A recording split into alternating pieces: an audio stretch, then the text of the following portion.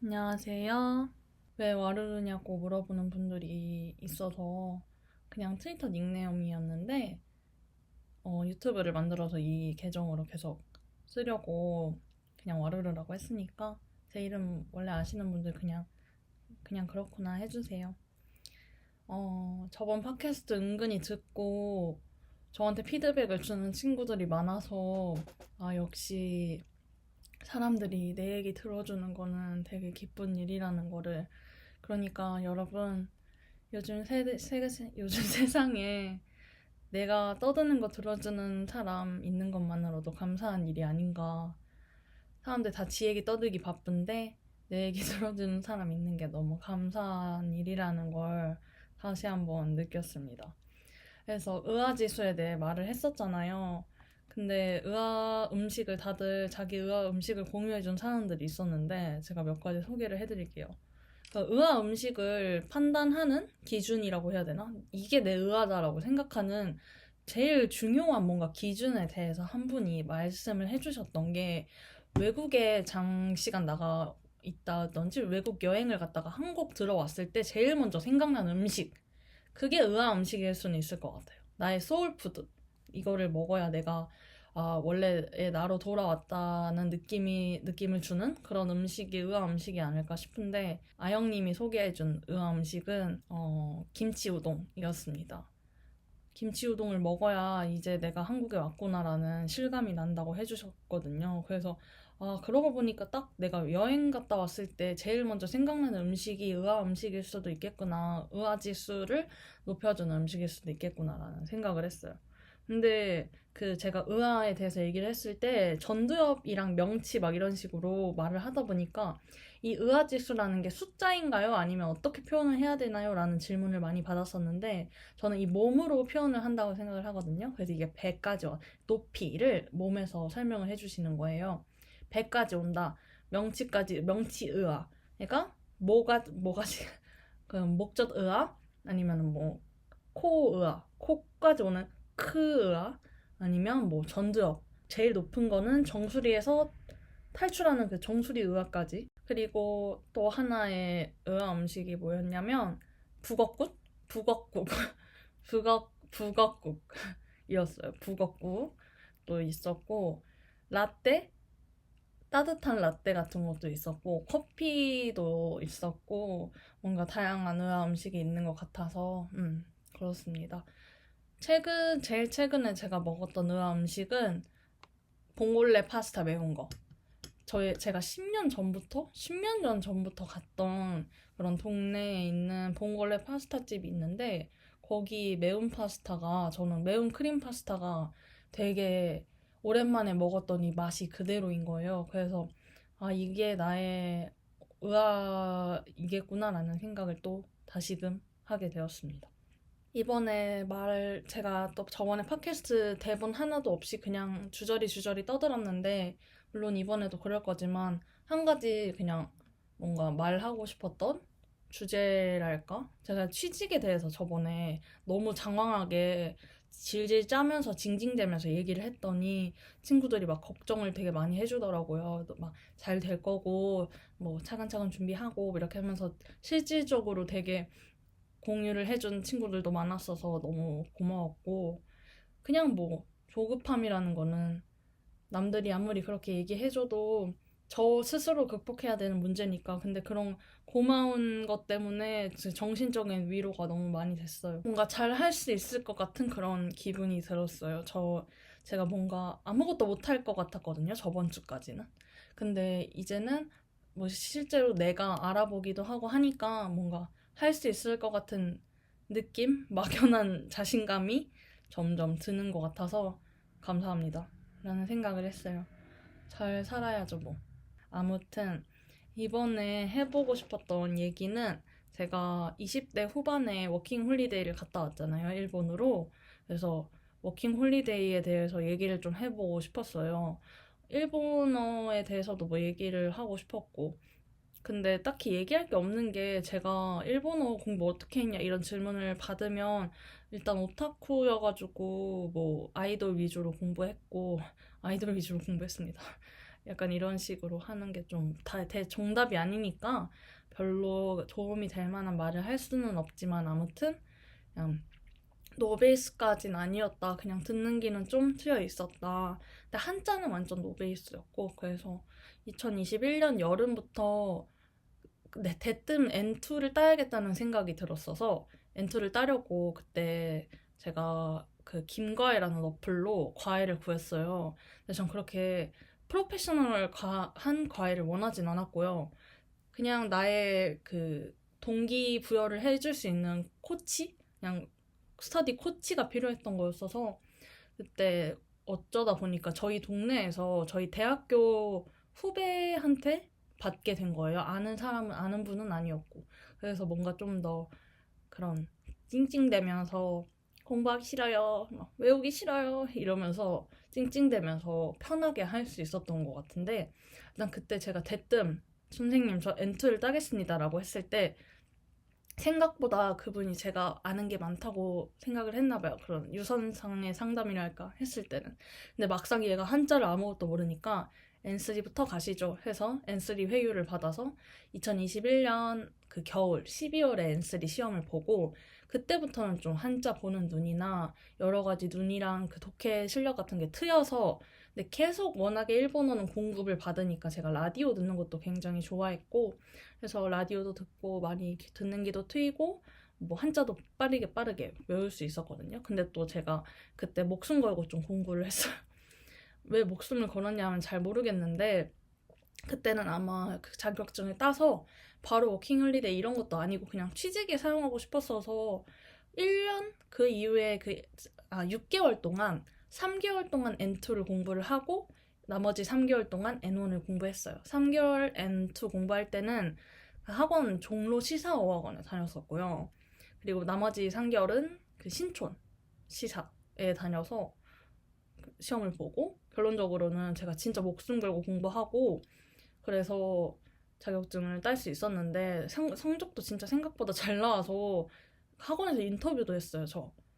뭐 우수 성적자 뭐 이러면서 아무튼 그렇게 N1을 따서 갖고 있던 상태에서 워킹홀리데이를 지원을 해서 그때 처음으로 그 코로나 끝나고 워킹홀리데이가 열렸을 때였는데 갈까 말까 거의 그 비자를 받고 1년 후에 출발을 했거든요. 그래서 갈까 말까 굉장히 고민을 많이 했었어요. 그 나이가 내가 27살에 갔으니까 조금 늦었다라는 생각도 했었고, 이 취업을 바로 하는 게 맞지 않을까? 이게 맞나라는 생각을 했는데, 뭐 결론적으로 얘기하자면 무조건 가는 게 맞았다고 생각을 해요. 왜냐면 가고 싶은 마음이 있는데 가지 않는 거는 너무 후회가 남잖아요. 저는 그때 한 60%, 70%로 가고 싶은 마음이 있었는데, 그때 만약에 그걸 가지 않았으면 평생 뭔가 술 먹고 얘기하는 그런 한탄거리 있잖아요.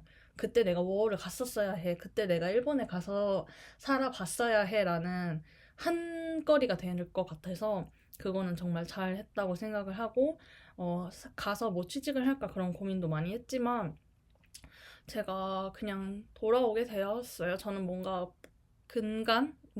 계속 한국에 있는 게 맞는 것 같다는 생각을 하게 됐어요. 근데 거기가 일본이 별로다 이런 것도 아니고 그냥 혼자 자취하고 이런 것도 돈이 너무 아깝고 외국에서 세금 내고 하는 것도 너무 아깝고 해서 그냥 일본어는 제가 원하는 수준까지는 회화 실력을 끌어올렸다고 생각을 했거든요. 그래서 돌아오길 잘한 것 같아요. 제가 일본에 가서 좀 허슬 라이프를 어쩌다 보니까 하게 된 게 알바를 3개를 했어요.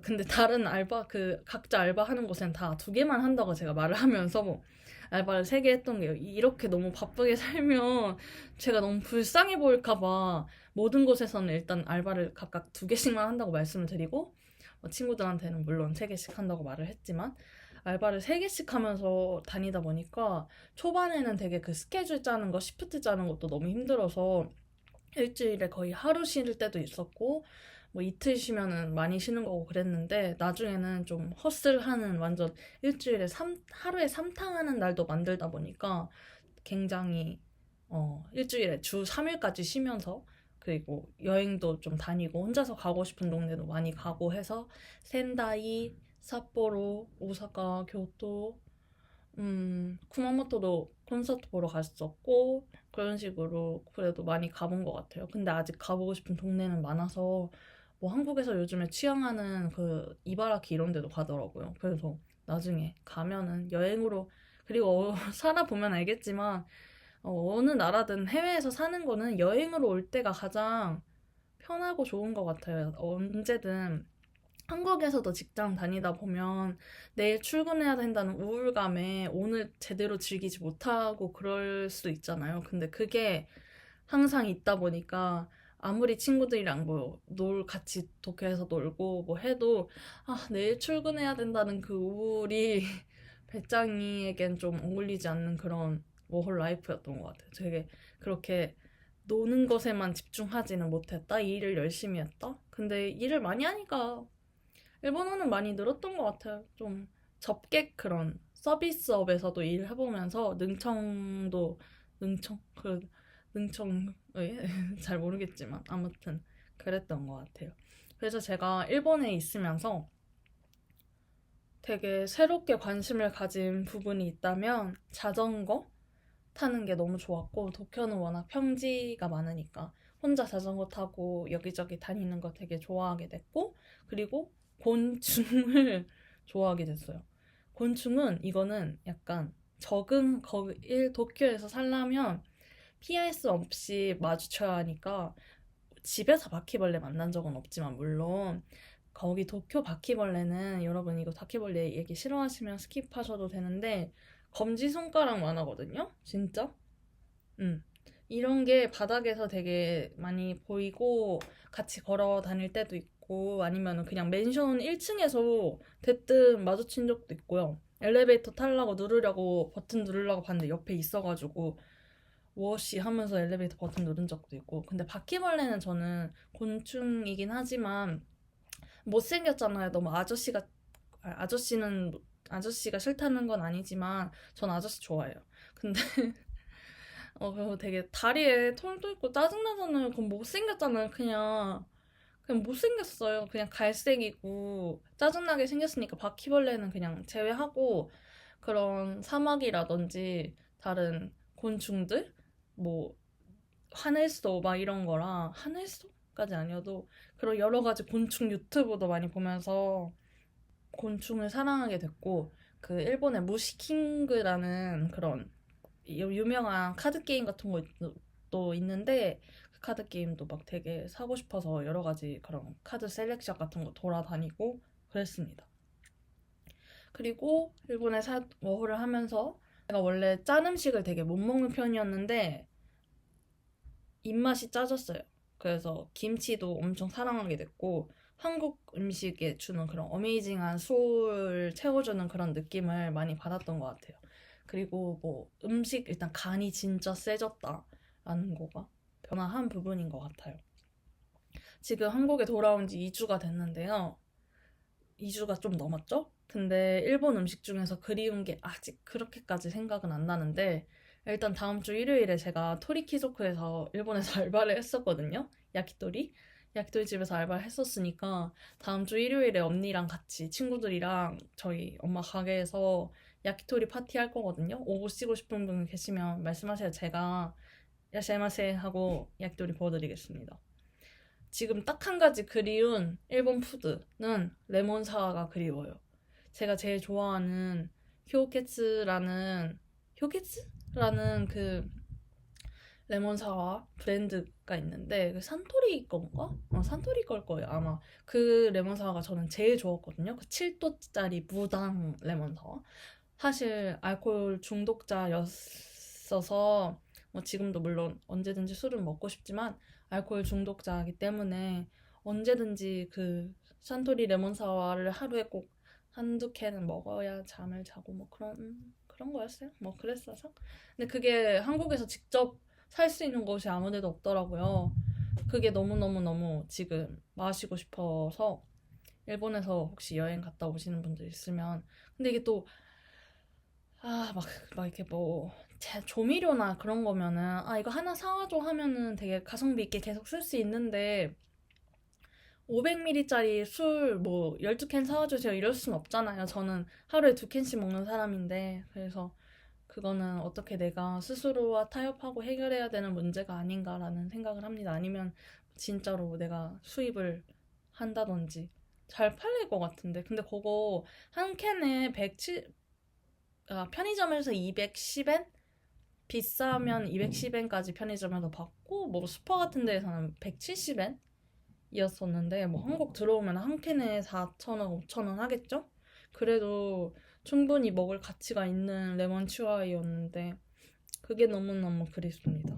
그래서 혹시 이 팟캐스트를 그냥 제 유튜브에서 어떤 알고리즘으로 보신다든지 유튜브에 그래도 지금 일본 콘서트 갔다 왔던 그게 있어서 구독자가 없진 않거든요. 100명 정도 계신데 100분 정도 계시는 가운데 뭐 워홀 앞두고 있다 하시는 궁금증 같은 거 있으시면 댓글에 남겨주세요. 제가 밑에 나니아단시 콘서트 갔던 영상을 찍어서 올린 적이 있었는데 그게 만 몇천 회가 조회수가 되는 게 있어서 혹시 그쪽에 관심이 있는 사람 있으면 얘기해달라고 제가 다뤄볼게요.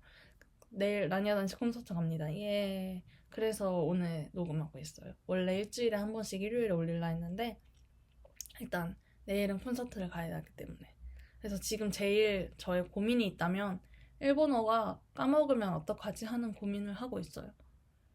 듣기는 듣는 거고 뭐 알아듣는 거는 뭐 귀가 열렸으니까 이건 쉽게 안 다칠 것 같은데 말은 또 안 해보다 보면 쉽게 까먹으니까 그게 많이 걱정이 되네요. 저는 지금은 또 영어 공부를 하고 있으니까 영어를 공부하면서 이건 또 제가 3개 국어에 제가 3개 국어라는 게 아니라 그런 제2외 국어를 공부한 사람은 공감할 만한 그런 고민이 아닐까 싶은데 특히 일본어 공부하시는 분들 막 영어로 단어를 얘기를 하려면 만약에 진짜 쉬운 단어로 하려고 해도 뭐 요즘이라는 단어를 생각을 떠올리고 싶어요. 요즘이라는 단어를 제가 대화에서 사용을 하고 싶어요. 그러면 뭐 nowadays라든지 뭔가 영어 단어가 있을 거 아니에요.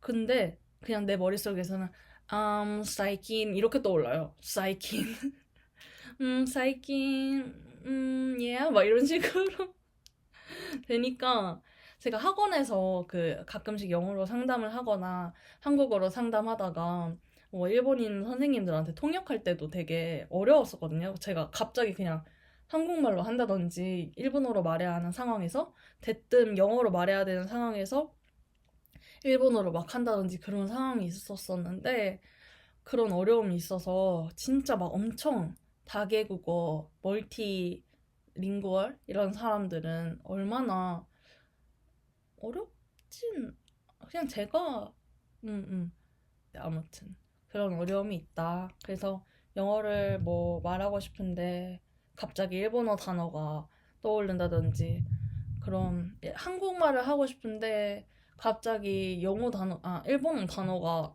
먼저 떠오른다든지 뭔가 그런 일하는 뭐 우애에 있어서라든지 이런 우애에 있어서라든지 일본어를 아시는 분은 알겠지만 일을 뭐 하는 데 있어서 이러는 근데 아무튼 이런 어려움이 있습니다. 네. 여기서 오늘은 마칠게요. 사연 뭐지? 그냥 궁금한 점? 아무도 없을 것 같긴 한데 혹시라도 이걸 듣고 계시는 그런 일반인 분들이 계시다면 친구가 아닌 분들을 말씀드리는 거예요. 계시다면 뭔가 워홀이라든지 뭔가 질문하실 분들 계시면 댓글로 남겨주세요. 답변해드릴게요. 근데 요즘 또 위가 너무 또 안 좋아져가지고 역류성 식도염 때문에 술 먹으면 토하고 또 이게 목 디스크 때문에 머리도 아프고 그러니까 상태가 안 좋아서 술 많이 못 먹어서 너무 슬퍼요. 아무튼 그렇습니다. 취준생으로서 사실 뭐 우울하고 막 뭐가 하고 뭐 그거 아니어도 평소에 좀 우울하거나 의욕 없을 때 있잖아요. 그럴 때는 대뜸 그냥 별게 다 우울하거든요. 만약에 그 충전기를 꽂았는데 충전기 선이 되게 꼬여 있어. 그러면은 막 우울하고 짜증나거든요. 그냥 그거 하나 먼저 풀어보면서 이어폰 줄 꼬여 있는 거 한번 풀어보면은 그것만으로도 아주 그 미세 현미경으로 관찰할 수 있는 성취감 그런 거만으로도 뭔가 잠깐이라도 위로가 되는 것 같아요. 지금 우울해서 무슨 그 정도는 아니지만 아무튼 그러네요. 청소, 샤워, 뭔가 깨끗하게 하는 거. 방도 치우기 싫으니까 그냥 방 일단 죽는 셈 치고 방 한번 치워보기. 그 정도가 좋은 것 같아요. 라는 생각. 그냥 밥 먹고 그 민티야 하나 먹는 것처럼 좋은 것 같습니다. 아무튼 안녕히 계세요.